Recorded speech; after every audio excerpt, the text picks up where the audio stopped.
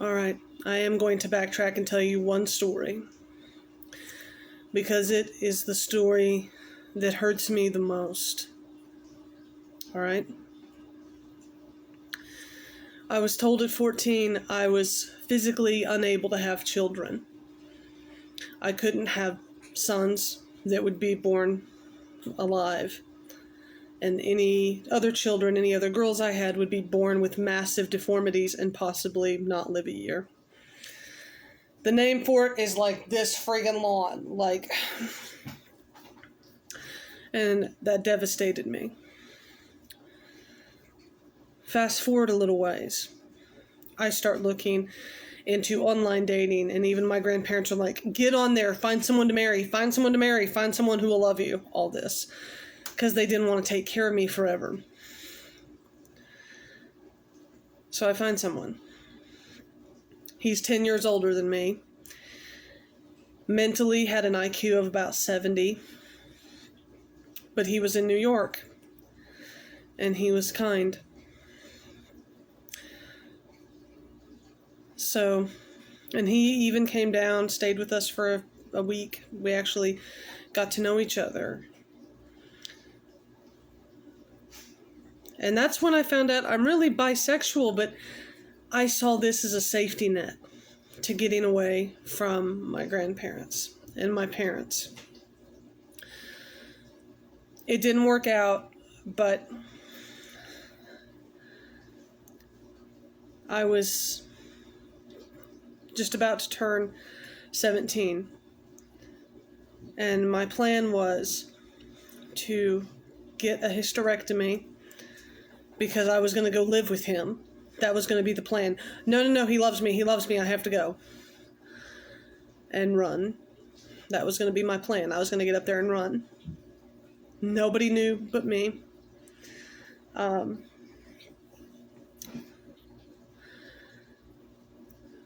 I remember in Texas, the medicine, and this is 17 to 20 years ago now. The only hospitals near us were Catholic hospitals, and Baptists loathe Catholics, so this was wonderful. And I told my grandmother, I said, look, I want to make sure I don't have children. And my grandmother lost it. Guys, this is a very dangerous teaching that we push on our children. Children you know who shouldn't have children, who aren't mentally equipped to deal with their children. And I don't mean anything to deal with IQ. I don't mean anything to deal with people who are on the spectrum. I mean, like, my biological mother had no business with children. My grandparents, no business with children. They had money, they had IQs, they didn't have any, but I'm telling you right now, there are some people who shouldn't have children.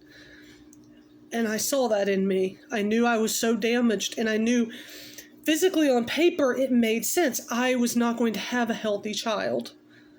And I saw it as cruel to try. So I believe it was the early fall, like August. I told my grandmother I want to have a hysterectomy because I'm going to college. What if I get raped? What if something horrible happens? I don't want to die, because they said that was one of the key problems that could happen.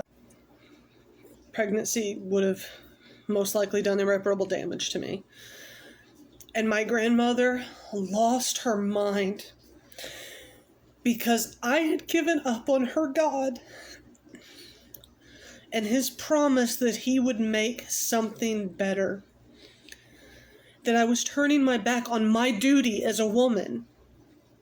My job, my only real source of worth.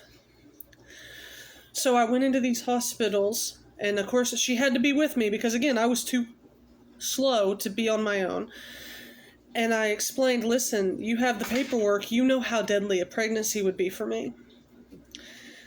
I'm going to college, I want to make sure there is no pain because of me.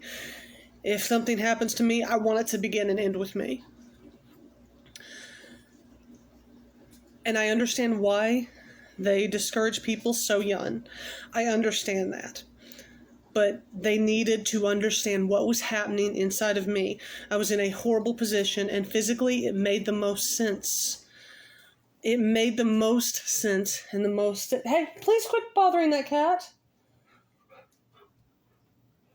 He is going to get mollywopped by that cat, and you're going to think somebody kicked him.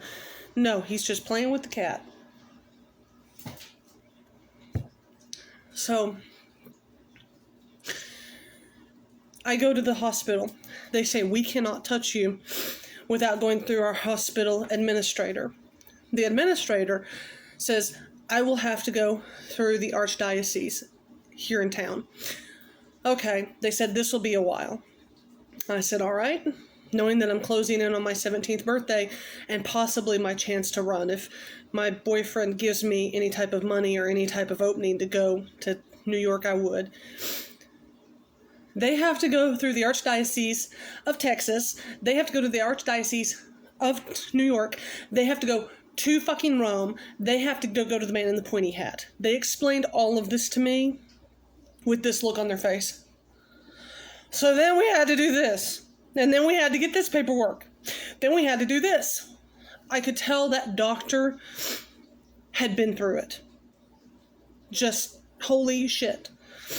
And the doctor said, we cannot tell you what we are going to do, but know that you will be incapable of having children afterwards, but we cannot tell you what it is. This is some weird voodoo shit, and it terrified me. I was like, what are you talking about? We're talking about a procedure. I'm looking at it from a logical point of view. You're looking at it through mysticism. You have to you have to do it under a hood like it's some horrible, terrible, awful thing.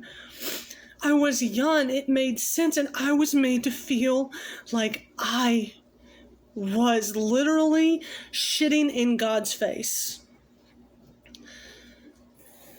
And I remember it was Halloween.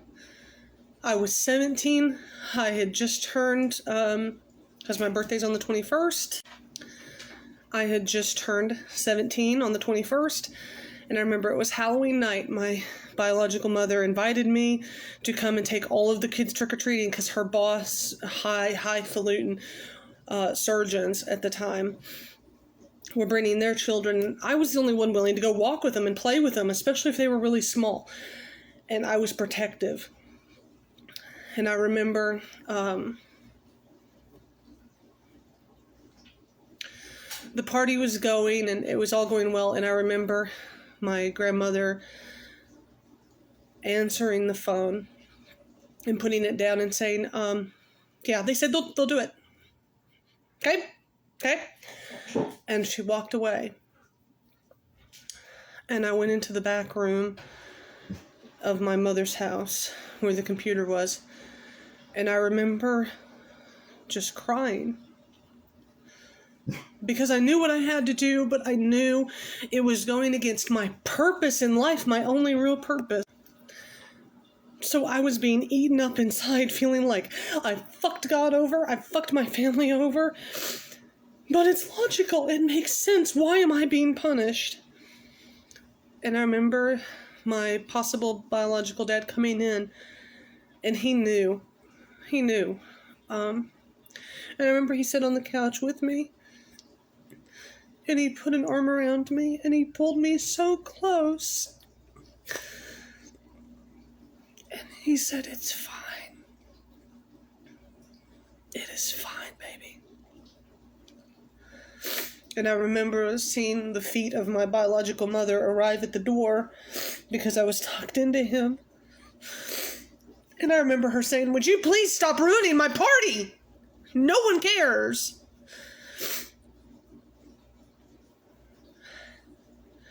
And I remember my dad saying, she's going through it. Do you mind? My possible dad. And I remember hearing her feet on her floor. And he said, why don't you go on a trip with me tomorrow? Guess what? I'm gonna drive all night. I'm gonna go up to Branson because that's where Dad is. Dad's minding the condo up there, and guess what? It's Darren McFadden's last game in Arkansas.